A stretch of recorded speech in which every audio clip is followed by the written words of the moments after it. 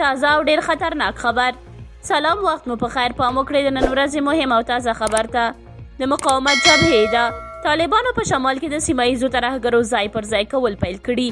د افغانستان د ملي مقاومت جبهې ځینې غړي د افغانستان د ملي مقاومت جبهې په نوم د طالبانو ضد وسله واله جبهه ادعا کوي چې طالبانو د افغانستان په شمال ختیځ او شمال لویدیځ کې د هغو کسانو ځای پر ځای کول پیل کړي دي چې د دوی په خبره سیمه ییز ترهګر دي. دې ډلې د پنجشنبې په ورځ په یوه اعلامیه کې دا پلان د قومونو پر یووالي او سوله ییز ګډ ژوند وروستی ګزار ګڼلی دی.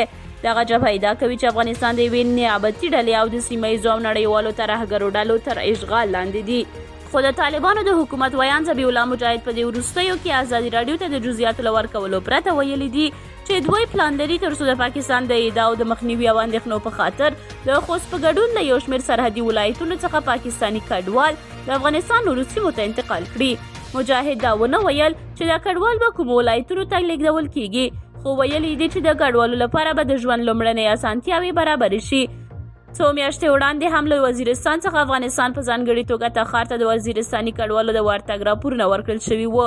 خو وروسته دا ویل کېده چې دوی هغه افغانان دي چې لسیزې وړاندې د افغانستان شمال ته کډه شوي دي او څو کاله وړاندې کلي د جنګسارانو له خوا غصب شوي وو.